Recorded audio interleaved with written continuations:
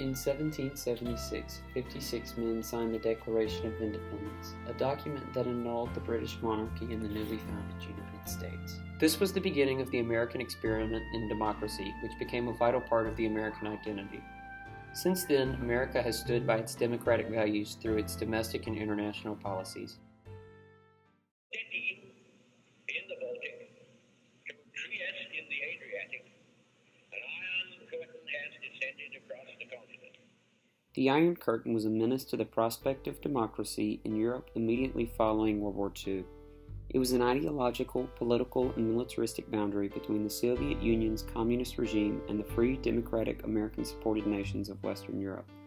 One of the tensest areas of post-World War II Europe was the joint occupation zone of Berlin. Berlin was occupied by America and her democratic allies, which believed in the protection of the rights of the people of their occupation zones in East Berlin, as well as the Soviet Union, which enforced a communist regime upon its occupation zone of West Berlin. In an effort to stamp out democracy in the entirety of Berlin, the Soviets put a blockade around the city.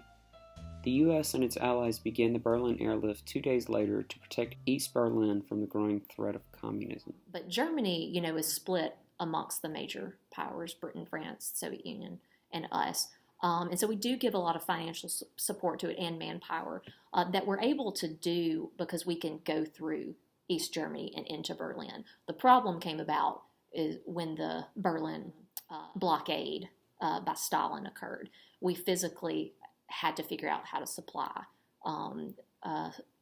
our section of Berlin, West Berlin, and we did that through airlifts. And he did that for 11 months, and that containment policy was successful. While it did take 11 months, and a lot of manpower from the military and others that are supplying charities and food and Christmas gifts and things like that, it did take, quite a while, but it was successfully done there. The Berlin airlift cost the U.S. $224 million and delivered over 2.25 million tons of food, fuel, and other supplies. Due to the unwavering support of democracy by America and her allies, the Soviet Union ended the blockade almost a year later. Berlin became the symbol of America's desire to protect the world by upholding democratic ideals. After the end of World War II, the United States led the Allies in the occupation and rehabilitation of Japan, implementing widespread economic, political, and social reforms. General Douglas MacArthur, head of the Supreme Command of Allied Forces, dismantled the Japanese military and forbade military officials from ever holding political office.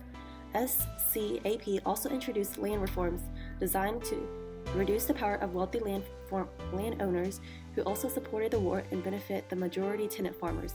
In 1947, Allied advisors essentially laid down a new constitution for the Japanese government. The more extreme changes in the document included demoting the status of the emperor to a figurehead without political control, forsaking the right to wage war, and placing more power in the parliament. With the United States' contribution, Japan's industries swiftly recovered, giving itself the name economic miracle.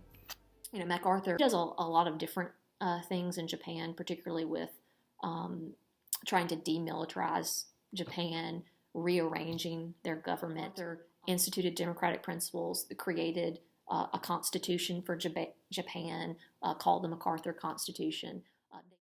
The civil rights movement in America focused primarily on attaining equality for all African Americans. The movement accentuated issues of racial discrimination, such as freedom and voting rights, along with social and economic equality.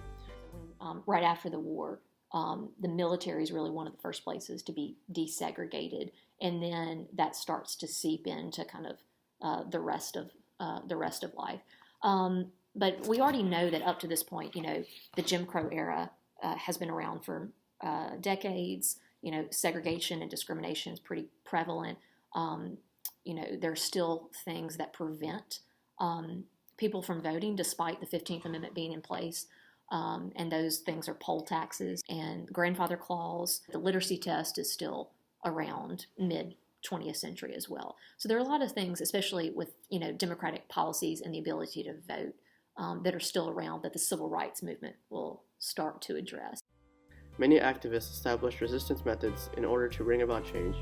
For instance, a march known as the March on Washington for Jobs and Freedom was organized to bring attention to the civil rights and its many components. Also, Martin Luther King Jr. presented his renowned I Have a Dream speech at this march, which called for racial tolerance among all. At the time, John F. Kennedy was trying to pass the Civil Rights Act through Congress, and this march further facilitated his case. In summation, America has protected its democratic ideals throughout history by containing non-democratic philosophies. It protected the people of West Berlin from the communist regime of the USSR. It used democracy to give Japan an economic boom that lasted for several years. It expanded universal voting rights to blacks and women regardless of their ability to read or pay to vote. It has begun to expand voting rights to ex-felons. America may not have perfectly defended democracy throughout its lifetime, but it has always been determined to uphold democracy across the globe.